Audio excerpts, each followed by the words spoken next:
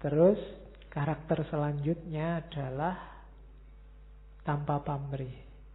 Ya Allah, jika aku menyembahmu karena takut neraka, bakarlah aku di dalamnya. Dan jika aku menyembahmu karena mengharap surga, campakkan aku darinya. Tapi jika aku menyembahmu demi engkau semata, janganlah engkau enggan memperlihatkan keindahan wajahmu yang abadi padaku.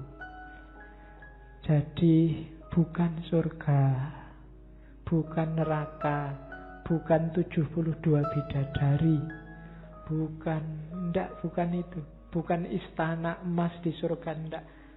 Aku enggak butuh itu. Kalau ibadahku, semua yang kulakukan ini untuk itu, kasih kebalikannya. Kalau ibadahku karena takut neraka, masukkan aku ke neraka. Kalau ibadahku karena mengharap surga, jauhkan aku dari surga. Aku tidak butuh itu semua. Yang aku butuhkan hanya engkau. Aku hanya ingin melihat wajahmu. Itu saja. Itu Robi'ah. Ada cerita satu ketika Robi'ah ini membawa ember besar isinya air. Lari agak cepat bawa air. Orang-orang yang Robi'ah, kamu mau kemana? Mau ngapain? Mau ke neraka. Mau tak padamkan dengan air ini. Yaitu sindiran bagi kita bahwa kita itu sering selalu terjebak dengan ancaman neraka dan iming-iming surga. Allahnya hilang. Itu yang sering menjebak kita. Logikanya sebenarnya harus dibalik. Surga dan neraka itu ngikut Allah, bukan Allah ngikut surga dan neraka. Kalau kita menuju Allah dan sampai pada Allah, pasti dapat surga. Tapi kalau target kita surga, belum pasti kita dapat Allah. Banyak orang ibadah tertipu oleh iming-iming surga dan neraka ini. Kalau di teorinya Robi'ah, jangan itu. Hidup ini innalillahi wa ilaihi roji'un. Kepada Allah itu mukhlisina lahuddin. Ikhlas untuk Allah, bukan untuk surga, untuk neraka. Surga neraka itu anggap aja iming-iming untuk nambah semangat. Tapi tujuannya bukan itu. Sama kayak kamu misalnya punya adik kecil, disuruh belajar susah. Akhirnya, sudahlah, kalau mau belajar, besok tak ajak jalan-jalan ke mall. Tujuannya kamu belajar kan pinternya, bukan jalan-jalan di mallnya. Tapi anak kecil ini, yang dia pikir jalan-jalan di mallnya tidak masalah. Tapi kan nanti akhirnya dia pinter. Awalnya surga dan neraka mungkin pakai logika ini. Jadi mungkin dulu orang susah. Zaman Nabi kalau marilah kita menyembah Allah, ikhlas, tidak usah mikir imbalan. Mungkin tidak ada yang mau. Tenang aja, besok di surga dapat rumah gratis. Terus ada kolam susu, kolam madu, ada bidadari berpuluh-puluh, diajak perang susah. Ayo kita jihad. Kalau meninggal langsung disambut 72 bidadari loh. Wah iya ini kan dulu kamu semangat. Yang dipikir lumayan 72, 2 bulan lebih itu bisa gonta-ganti pikiranmu kan ke situ. Ya kan? Padahal Robi'ah enggak. Jangan ketipu dengan itu. Nanti ikhlasnya hilang. Maka Robi'ah mungkin gemes sama kita. Kok bolak-balik orang ditakut-takutin neraka, tuh dia bawa ember besar. Mau kemana Robi'ah? Tak padamkan aja nerakanya. Biar orang tidak ibadah karena takut neraka. Nah itu, jadi tidak ada pamrih apa-apa selain dia, selain Allah. Terus ciri mahabbah selanjutnya dalam Robi'ah adalah tidak mengharap apapun. Hanya menerima saja, tidak usah minta-minta. Satu ketika dia sakit, Sofyan Sauri datang. Robi'ah, kamu itu kan dekat sama Allah. Ya mbok berdoa biar sembuh. Terus Robi'ah bilang, sakit ini dari siapa? Ya dari Allah. Berarti kan Allah menginginkan aku sakit. Kalau aku dapat sesuatu dari yang aku cintai, ya aku nikmati no. Itu Robi'ah. Jadi itu kalimatnya selanjutnya ini. Aku ini hanya hambanya. Apa hakku untuk menginginkan sesuatu? Kalau aku menginginkan sesuatu, sedangkan Allah tidak menginginkannya, maka kafirlah aku. Susah ya. Jadi jangan menginginkan sesuatu yang tidak diinginkan oleh Allah. Maunya Robi'ah. Kalau kamu kayak gini berarti melawan Allah. Apa terus kalau sakit nggak diobati, Pak? Ya diobati. Tapi tetap dengan logika, kalau Allah yang ngasih sakit, Allah yang ngasih kesembuhan. Tidak harus kamu marah-marah sama Allah. Kenapa saya dikasih sakit? Tidak usah. Tidak ada mengeluhnya. Tidak harus protes, tidak harus komplain. Diterima saja. Ini orang jatuh cinta. Kayak kamu sama pacarmu waktu ulang tahun tiba-tiba kamu disiram sama telur. Ya kan? Kamu kan nggak komplain. Kenapa? Kamu cinta. Tapi bukan berarti telurnya terus nggak dihapus-hapus sampai sore. Ya, nggak diprotes, tapi ya terus dibersihkan. Sakit ya diobati tanpa mengeluh, tanpa komplain. Apalagi marah-marah. Ya Allah, gimana sih? Saya itu kan orang soleh, rajin. Kok ya dikasih sakit? Kan enggak begitu. Jadi enggak. Malah istilahnya Robi'ah ekstrim. Kalau aku menginginkan sesuatu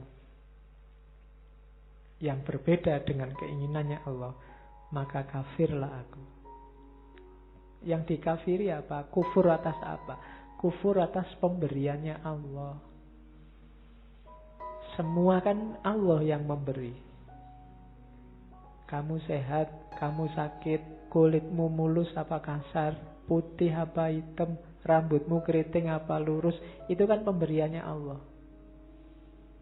Jangan komplain, Pak, saya kok lahir di Indonesia ya Pak, akhirnya pesek hidungnya. Coba lahir di India, mungkin hidungnya lebih panjang. Nah, itu namanya komplain.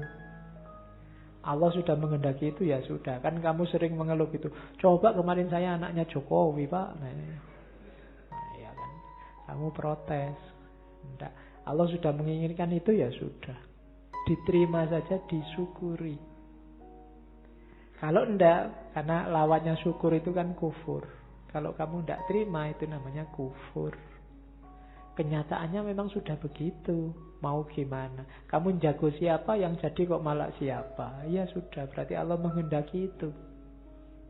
Ya bukan berarti terus kalau kamu tidak setuju diam saja. Ya kayak sakit tadi loh. Ya diobati, tapi tanpa harus komplain, tanpa harus protes. Yang paling bagus apa? Engkau harus menginginkan segala sesuatu yang diinginkannya. Sesuatu agar engkau menjadi hambanya yang sejati. Semata-mata agar engkau menjadi hambanya yang sejati. Namun tidak masalah jika memang dia memberikannya. Berobat kok masih tidak sembuh? Ya sudah. Karena yang memberikan kesembuhan juga Allah. Sebagaimana Allah memberikan sakit. Jadi logika utama seorang pecinta hanya satu, cukup yang dicintai saja. Kalau cinta pada Allah berarti ya cukup Allah saja. Tidak masalah. Kehilangan apapun tidak masalah, asal tidak kehilangan Allah. Jadi ada musibah, ada kemalangan apapun dalam hidupmu, terimalah. Satu yang kamu jangan sampai hilang, Allahnya. Kehilangan segalanya tidak masalah, asal jangan kehilangan Allah. Kehilangan hak pilih, kehilangan suara, kehilangan apapun tidak masalah, asal jangan kehilangan Allah. Sekarang banyak yang kebalik. Kehilangan Allah ndak apa-apa asal jabatannya ndak hilang, asal pangkatnya ndak hilang, asal kekayaannya ndak hilang. Sekarang dibalik. Atau Allah dimanfaatkan demi kekayaan, demi jabatan, demi pangkat. Itu kondisi kita hari ini.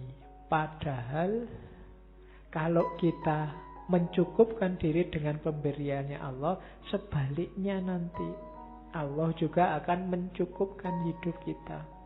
Mencukupkan itu bukan berarti terus kamu jadi kaya, tapi apa kondisi batinmu, lingkungan sekelilingmu itu membuatmu merasa nyaman, pas. Mungkin kamu kaya luar biasa, tapi kalau Allah bikin kamu nggak cukup, ya kamu masih meluap-luap ambisi, nafsu, hasratmu, bikin kamu tidak tenang. Tapi mungkin kamu tidak punya apa-apa, tapi kamu puas. Nah, itu yang susah dicari. Robiah menemukan itu lewat jalur cinta. Dan menurut Robiah, dunia ini awal dan akhirnya akan ke situ. Selama kita belum menapaki jalur itu, kita tidak akan ketemu puncaknya nikmatnya hidup. Nikmatnya hidup ada di situ. Makanya di antara kalimatnya dia menyebut biar waktu yang akan membuktikan bahwa tiap langkah yang telah dipijakkan, tiap tetesan keringat dan darah yang telah dialirkan, tiap jiwa yang telah melayang akan sampai pada satu keadaan di mana keadilan adalah nadinya, kesejahteraan adalah nafasnya, kebijaksanaan adalah sifatnya, dan ridho Sang Kholik adalah tujuannya. Semua ini terwujud, jalurnya adalah mahabbah. Nanti waktu yang akan membuktikan. Dengan mahabbah, semua kecapean, keringat yang menetes, darah yang mengalir, langkah yang dipijakkan akan membuahkan keadilan, kesejahteraan, kebijaksanaan, dan ridho dari Allah. Di luar jalur itu kita tidak akan ketemu kebijaksanaan, kita tidak akan ketemu keadilan, kita tidak akan ketemu kesejahteraan. Maka Robiah menyarankan jangan lupa mahabbah.